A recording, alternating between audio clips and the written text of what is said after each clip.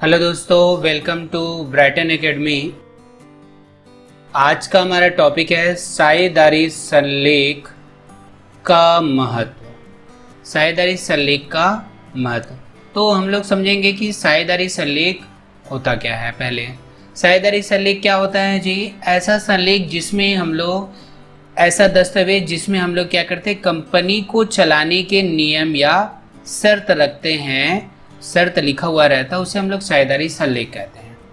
तो साझेदारी संलेख का मतलब क्या होता है?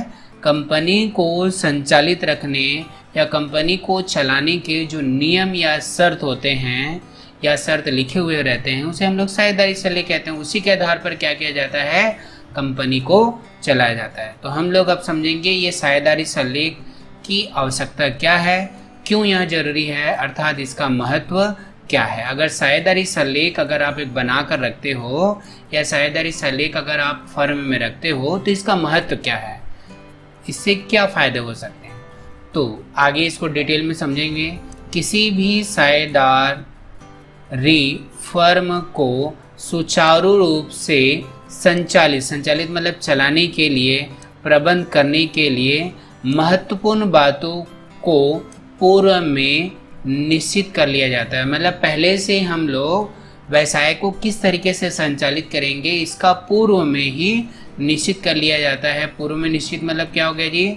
पहले से ही हम लोग क्या कर लेते हैं, डिसाइड कर लेते हैं, निश्चय कर लेते हैं कि हमें करना कैसे है, जिससे भविष्य में साझेदारों के बीच में अगर कोई भी मतभेद या समस्या होती है तो उसको हम लोग क्या करें, जो पहले से हमने निर्धारित करके रखा है, अर्थात लिखित जो समझौता हुआ है, अर्थात साझेदारी संलेख में जो हमने इसके निवारण के उपाय किए हैं, अर्थात हमने जो पहले से ही प्लान करके रखा है, अगर किसी प्रकार का मतभेद हो तो इस समस्या से हम लोग इसका निपटारा या निवारण कर सकें या निराकरण कर सके। अतः साझेदारों के द्वारा एक लिखित समझौता करके पंजीयन कराया जाता है।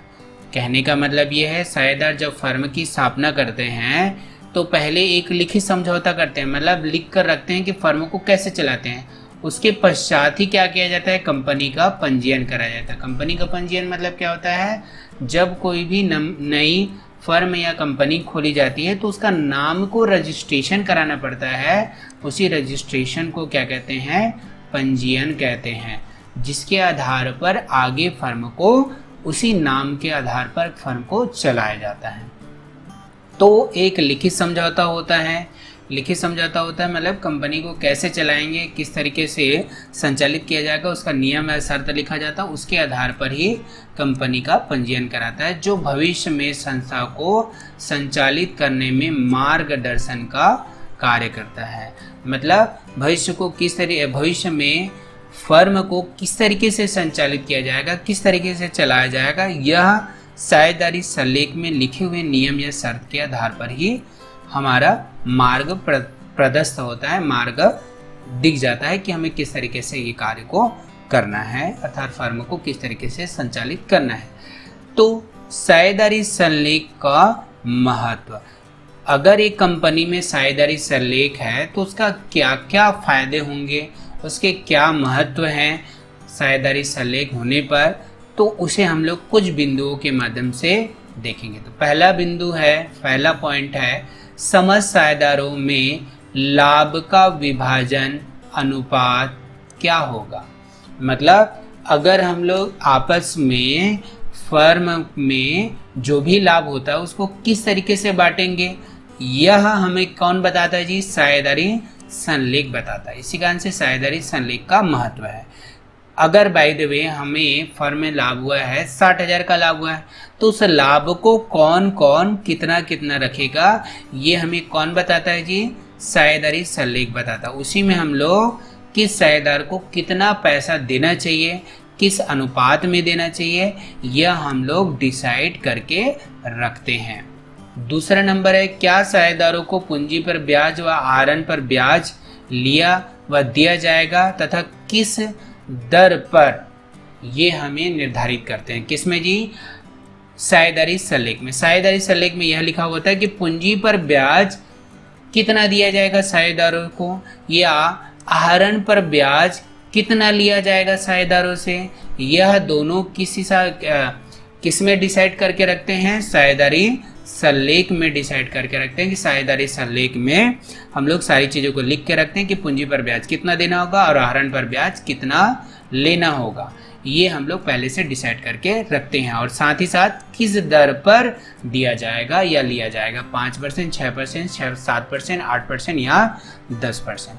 तीसरा नंबर नियम क्या है जी, साझेदारों को व्यापार संचालन की स्थिति में वेतन या कमीशन कितना दिया जाएगा, या कितने दर पर या कितने परसेंटेज के ऊपर दिया जाएगा, वेतन कितना दिया जाएगा, 2000, 10,000, 20,000, 25,000, या कमीशन कितनी दर पर दिया जाएगा, मतलब 5%, 10% कमीशन। ये सारी चीज़ों का हम लोग पहले से ही निर्धारित करके रखते हैं। अगर कोई साझेदार व्यापार संचालन की जिम्मेदारी अपने ऊपर ज़्यादा लेता है तो उस कंडीशन में हम लोग उसको क्या करते हैं, वेतन देते हैं, कमीशन देते हैं, कितने दर पर दिया जाता है कमीशन वो भी लिखा रहता है। तथा साथ ही साथ चौथा नंबर नियम है, प्रत्येक साझेदार के कर्तव्य, अधिकार और दायित्व क्या होंगे ये भी वहाँ पर निर्धारित करके हम लोग पहले से रखते हैं। मतलब कंपनी में अर्थात फर्म में सभी साझेदारों का कर्तव्य, अधिकार या दायित्व क्या होगा, कौन किसको क्या क्या काम करना पड़ेगा और किस कंडीशन में वो क्या अधिकार रखता है, ये सारी चीज़ों का उल्लेख हम लोग किस में करके रखते हैं, साझेदारी सल्लेख में करके रखते हैं। अगर हम लोग पहले से ये डिसाइड करके नहीं रखेंगे कि कौन सा साझेदार क्या क्या कार्य करेगा, उसका क्या क्या दायित्व है, तो क्या होंगे जी, सभी साझेदार असमंजस में रहेंगे और कार्य सही तरीके से नहीं होगा। इसी कारण से साझेदारी सल्लेख में हम लोग लिखकर रखते हैं, यही इसका महत्व है। 5वां नंबर टॉपिक है, फर्म के बैंक खाते संचालन करने का अधिकार किस किस साझेदार को होगा। मतलब अगर आप फर्म के लिए पैसा निकालते हो या फर्म के लिए बैंक में पैसा जमा करते हो, तो ये पैसा निकालना या जमा करने का अधिकार किस किस साझेदार को होगा। जैसे कि मान के चलो 5 पार्टनर है, 5 पार्टनर का नाम है ABCDE, तो ये 5 पार्टनर, इसमें से किस पार्टनर को ही पैसा निकालना और पैसा जमा करने का अधिकार है, उसको हम लोग पहले से ही डिसाइड करके रखेंगे किसमें जी, साझेदारी सल्लेख में, ताकि उसे अपना कार्य, अपना दायित्व उसको समझ में आ जाए कि उसे करना क्या है। ठीक है जी, तो हम लोग किस में रखते हैं जी ये सारे नियम लिखकर, साझेदारी सल्लेख में। 6वां नंबर टॉपिक है, प्रत्येक साझेदार आहरण की सीमा। आहरण का मतलब क्या होता है, अपने निजी प्रयोग के लिए जो भी फर्म से हम लोग पैसा या माल निकालते हैं उसे हम लोग क्या कहते हैं, आहरण कहते हैं। अब उसे बाय द वे पैसे की जरूरत पड़ी, कोई साझेदार है, मान के चलो साझेदार है A, तो उसको पैसे की जरूरत पड़ी तो वो किस सीमा तक पैसा अपने निजी प्रयोग के लिए फर्म से निकाल सकता है, इसकी सीमा निर्धारित की जाती है। मतलब जैसे कि अधिक से अधिक एग्जाम्पल लेते हैं, अगर उसने फर्म में 10 लाख रुपए लगाया है तो अधिक से अधिक वो किस सीमा तक पैसा निकाल सकता है, 1 लाख से ज़्यादा नहीं निकाल सकता। यह पहले से निर्धारित करके किस में रखा जाता है, साझेदारी सल्लेख में रखा जाता है। तो यही साझेदारी सल्लेख का 6वें नंबर का महत्व है। अगर लिख कर रखेंगे तो हम पहले से ही डिसाइड कर लेंगे कि कितना पैसा निकाला जा सकता अपने निजी प्रयोग के लिए, उससे ज़्यादा वो निकाल नहीं सकता। ये सारी चीज़ें साझेदारी सल्लेख में लिख कर रखते हैं। 7वां नंबर टॉपिक है, साझेदारों में परस्पर अगर विवाद की स्थिति हो तो इसका निपटारा किस तरीके से किया जाएगा, किस प्रकार से किया जाएगा, इसका भी उल्लेख हम लोग किस में करके रखते हैं, साझेदारी सल्लेख में पहले से ही डिसाइड करके रखते हैं। ठीक है, तो सभी चीज़ें आप लोग को समझ में आ गई होगी, मैं आशा करता हूँ। थैंक्स फॉर वॉचिंग दोस्तों।